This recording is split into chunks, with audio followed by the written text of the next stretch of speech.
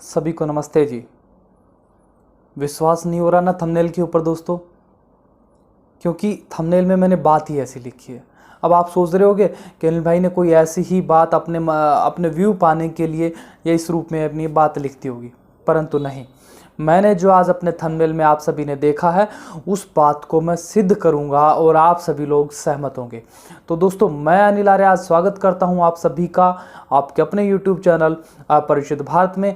और आज इस विषय को समझने के लिए बने रहिए आपके अपने इस वीडियो के साथ। तो दोस्तों, इसमें व्यर्थ न करते हुए चलिए शुरू करते हैं आज का वीडियो। 18 अगस्त 1945, शायद इस दिन को भारतीय इतिहास में, भारत के वर्तमान में और भारत के भविष्य में कभी नहीं भुलाया जाएगा। अगर आज तक की बात करूं तो आज तक के इतिहास में भारत का जो 18 अगस्त का जो इतिहास है वो ये है कि यही वो दिन था जिस दिन हमारे देश को आज़ादी दिलाने वाले महानायक, स्वतंत्रता संग्राम के महासेनानी नेताजी सुभाष चंद्र बोस आज के दिन हमें इस दुनिया से छोड़कर चले गए थे। कैसे? सभी लोग जानते हैं कि वह जब ताइवान से जा रहे थे तो विमान दुर्घटना हुई और विमान दुर्घटना में उनकी मृत्यु होने के बाद और उनकी अस्थियां आज रेणुकाजी मंदिर, जापान के रेणुकाजी मंदिर में रखी हुई हैं। यह सारे भारत में सरकारों द्वारा सत्यापित है। कैसे सत्यापित है, इसके बारे में भारत सरकार द्वारा, अर्थात आज तक की जितनी भारत सरकार में जितनी भी सरकारें रही, चाहे कांग्रेस, बीजेपी, सभी की बात करूं, सभी सरकारों के द्वारा 3 आयोग बिठाए गए हैं। आज तक की डेट को छोड़कर 3 आयोगों में पहला आयोग वो रहा शहनवाज आयोग रहा, फिर खोसला आयोग रहा और तीसरा रहा मुखर्जी आयोग। पहले दोनों आयोगों की जो रिपोर्ट थी, उन दोनों रिपोर्टों में यह कहा गया कि नेताजी की मृत्यु 18 अगस्त 1945 के दिन हवाई दुर्घटना में हो जाती है ताइवान के ताईहुकू एयरपोर्ट पर, और उनके कुछ प्रमाण भी किसी भी रूप में वह सिद्ध करने का प्रयास किया जाता है। परंतु उसी दौरान, उसके बाद जब हमारे देश के आप जैसे देशभक्तों का दबाव सरकारों के ऊपर आया और कुछ उस समय जो देशभक्त लोग सरकारों में हुआ करते थे, उन्होंने जब सरकारों पर दबाव बनाया, तब दोबारा एक कमेटी बनाई जाती है और उस कमेटी का नाम होता है मुखर्जी आयोग। मुखर्जी आयोग का जांच करने का तरीका और मुखर्जी आयोग की जांच का जो परिणाम था वह आज तक के इतिहास को, भारत के इतिहास को झंझोड़ देने वाला था, बिल्कुल अलग तरह का था। क्या था? मुखर्जी आयोग दोनों आयोग की रिपोर्टों को खारिज कर देते हैं बिल्कुल, और 1-2 नहीं सैकड़ों ऐसे प्रमाण देते हैं जिससे वह सिद्ध हो जाता है कि नेताजी की मृत्यु हवाई दुर्घटना में नहीं हुई। ठीक है, अब नेताजी की मृत्यु हवाई दुर्घटना में हुई, दोनों आयोगों ने माना, दोनों आयोगों ने अपने रिपोर्टों में किसी रूप में सिद्ध किया था।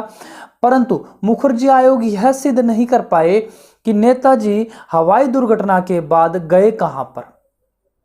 देखो, अब चीज को समझना, नेताजी की मृत्यु 18 अगस्त 1945 को हो जाती है, दोनों आयोग मानते हैं, मुखर्जी आयोग इसने नकार देते हैं, प्रमाणों से सिद्ध कर देते हैं। परंतु मुखर्जी आयोग यह सिद्ध नहीं कर पाता, समय के अभाव में या सहयोग के अभाव में यह सिद्ध नहीं कर पाता कि नेताजी आखिरकार 18 अगस्त 1945 को अगर मृत्यु नहीं हुई तो कहाँ चले गए, रसिया गए या फिर कहाँ गए या भारत आए, इसके बारे में कोई जानकारी वह स्पष्ट रूप से नहीं दे पाते। इसलिए, सिर्फ और सिर्फ इसलिए उनकी रिपोर्ट को खारिज कर दिया गया, 1 पैसे की वैल्यू नहीं दी गई। ये इतना बड़ा धोखा, इतना बड़ा विश्वासघात, इतना बड़ा झूठ, इतना बड़ा फरेब भारत की जनता के साथ हुआ है। और आज मैं बात कर रहा था, आज जो हम देख रहे हैं, यह जो धारणा मैंने बताई, यह सारी की सारी 18 अगस्त 1945 से लेकर आज तक जितनी बार भी 18 अगस्त आया है तब तक यही प्रचारित किया जाता है, चाहे प्रधानमंत्री हो, चाहे गृह मंत्री हो, चाहे राज्य मंत्री हो या अन्य देशभक्त हो या जनसाधारण की बात करें तो जनसाधारण अर्थात हमारे बालकों को बार बार यही पढ़ाया गया है और अभी तक पढ़ाया जा रहा है कि 18 अगस्त 1945 को नेताजी सुभाष चंद्र बोस हमें छोड़कर चले गए।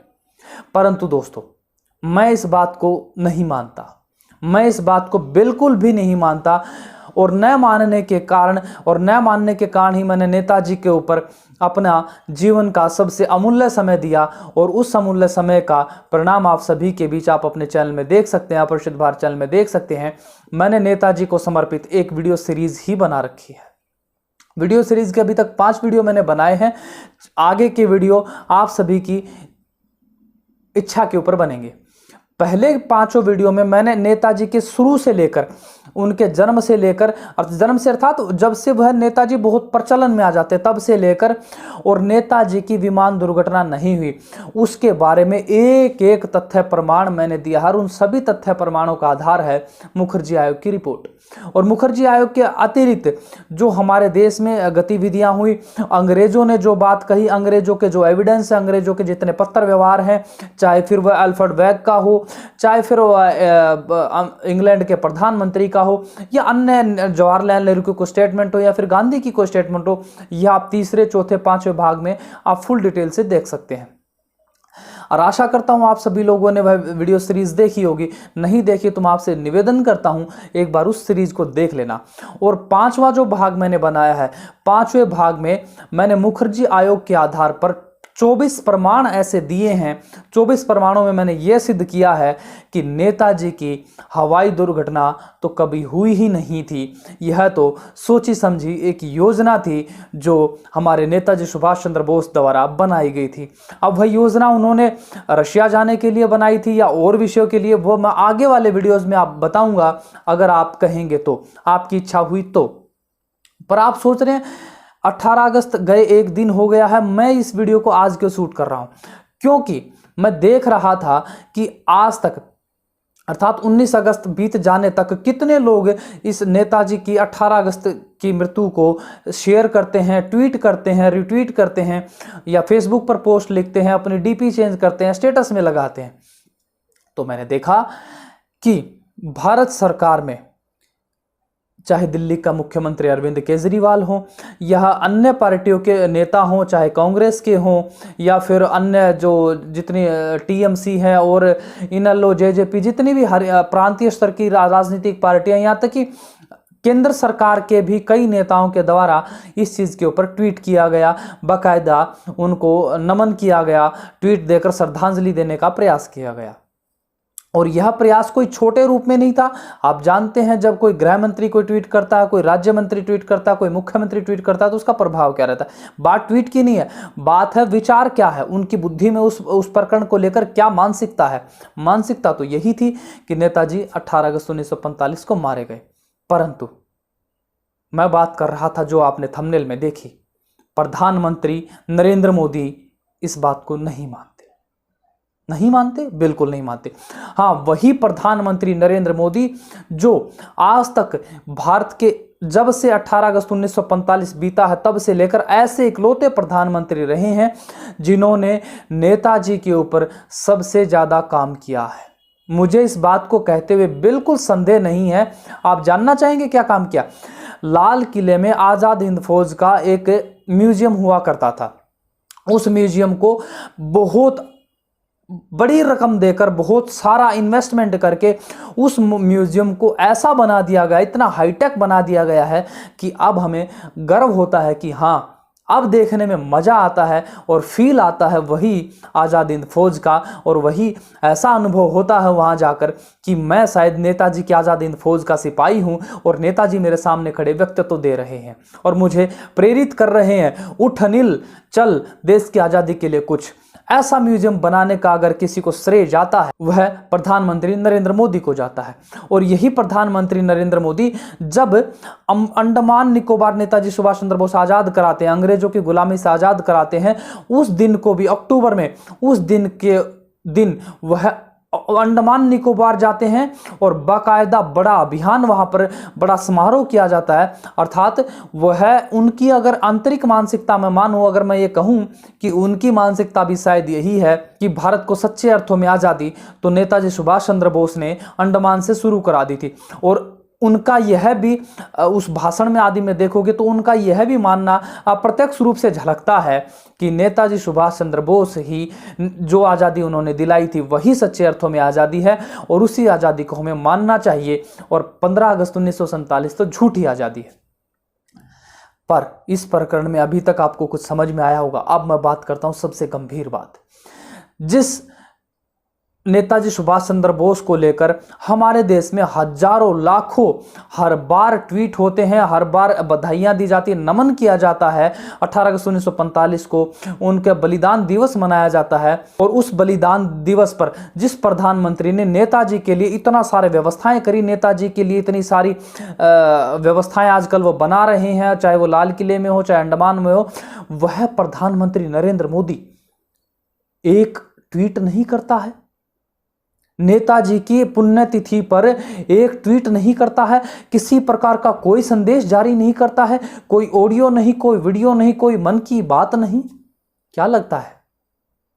वही लगता है जो मुझे लगता है और वही आपको लग रहा है कि हां, प्रधानमंत्री नरेंद्र मोदी जी इस बात से सहमत हैं कि 18 अगस्त 1945 को जो थ्योरी भारत को पढ़ाई जा रही है यह झूठ है, यह सत्य है। और इस बात के लिए ही, इस बात को मद्देनजर रखते हुए प्रधानमंत्री नरेंद्र मोदी ने 18 अगस्त 2020 को कोई ट्वीट नहीं किया, कोई जानकारी उन्होंने नहीं दी, किसी प्रकार की भावनाएं व्यक्त नहीं करी, क्योंकि वह जानते हैं कि नेताजी सुभाष चंद्र बोस की मृत्यु 18 अगस्त 1945 को नहीं हुई। बाद में कहां मृत्यु होती है, कैसे होती है, उस रूप में मैं नहीं जाना चाहूंगा। हो सकता है वहां थोड़ा भी संशय हो, परंतु यह स्पष्ट है कि प्रधानमंत्री जी नेताजी की मृत्यु 18 अगस्त 1945 को नहीं मानते हैं। और दूसरी ओर जब नेताजी सुभाष चंद्र बोस के जांच के लिए एक आयोग, एक चौथा आयोग भी बना था, जिस आयोग में कहा गया कि नेताजी सुभाष चंद्र बोस भारत में ही रहे गुमनामी बाबा बनकर। उस गुमनामी बाबा के लिए जब आयोग बना तो कुछ आप जैसे देशभक्तों ने बड़ा दबाव बनाया भारत सरकार के ऊपर। तो उस भारत सरकार में जो नेताजी के परिवार के जो लोग थे, उन्होंने प्रधानमंत्री से कुछ समय मांगा था, 10-15 मिनट का समय उन्होंने मांगा था। और विचार करके देखो प्रधानमंत्री की नेताजी के लिए भावना कैसी रही होगी कि वही प्रधानमंत्री 15 मिनट का समय देने की बात करके उनके साथ 3 घंटे चर्चाएं करता है। तो क्या लगता है, क्या वह व्यक्ति नेताजी के प्रकरण को लेकर संवेदनशील नहीं होंगे? बिल्कुल होंगे। और यही कारण है कि नेताजी की पुण्यतिथि पर वह कोई ट्वीट, कोई जानकारी, कोई नमन, कोई श्रद्धांजलि अर्पित नहीं करते हैं। श्रद्धांजलि अर्पित कब करनी चाहिए ये बाद का विषय है, कब हुआ था उनकी मृत्यु, कब नहीं हुई थी, ये सारे बाद के विषय। परंतु मूल विषय ये कि नेताजी की मृत्यु 18 अगस्त 1945 को हुई, इस बात को भारत का प्रमुख व्यक्ति प्रधानमंत्री नहीं मानता और इस बात से हमें सबक लेना चाहिए। और मैं उन मेरे सभी साथियों से कहना चाहूंगा, जो लोग मुझे बार बार नमन श्रद्धांजलि देने के लिए मुझे सूचनाएं भेज रहे थे, फोटो भेज रहे थे, चित्र भेज रहे थे, उन लोगों से भी मैं कहना चाहता हूं, साथियों अपने इतिहास को पढ़ो, अपने महापुरुषों को पढ़ो, अपने क्रांतिकारियों को पढ़ो और उनके जीवन संघर्षों को पढ़ो और पढ़ने और जानने का प्रयत्न करो कि उनके बारे में किस प्रकार के झूठ हमारे देश में कांग्रेस द्वारा या आज तक की जितनी पार्टियां रहीं उनके द्वारा प्रचारित प्रसारित किया गया है। अब मैं आप सभी से जानना चाहता हूं, आपको क्या लगता है, क्या प्रधानमंत्री यही मानते हैं? अगर आप हाँ कहते हैं या ना कहते हैं, आपकी प्रतिक्रिया क्या है, आपका विचार क्या है, ये मुझे इंस्टाग्राम पर डीएम करके बताइए, मुझे कमेंट करके बताइए। और इसके अतिरिक्त अगर आप और भी कोई डिटेल चाहते हैं तो मैं बार बार आपसे निवेदन करता हूं, मैंने नेताजी के ऊपर, नेताजी रहस्य गाथा के ऊपर पूरे 5 वीडियो में बना चुका हूं। आगामी वीडियोज आप सभी के इच्छा के अनुसार मैं बनाऊंगा, तो अगर आप सभी लोगों ने वह नहीं देखे तो जरूर देखिए। और आज के वीडियो के बारे में आपकी क्या राय है ये मुझे कमेंट में जरूर बताओ। अगर आज का वीडियो आप सभी को अच्छा लगा तो वीडियो को लाइक करो और चैनल को सब्सक्राइब करो। सब्सक्राइब करते समय ऑल नोटिफिकेशन आइकन को जरूर दबा लेना ताकि आने वाली वीडियोस की नोटिफिकेशन आपको मिल सके। तो दोस्तों मैं मिलूंगा आप सभी से अगले वीडियो में, तब तक आप सभी लोग अपना बहुत सारा ख्याल रखें। बहुत बहुत धन्यवाद, बहुत बहुत आभार, सभी को नमस्ते जी।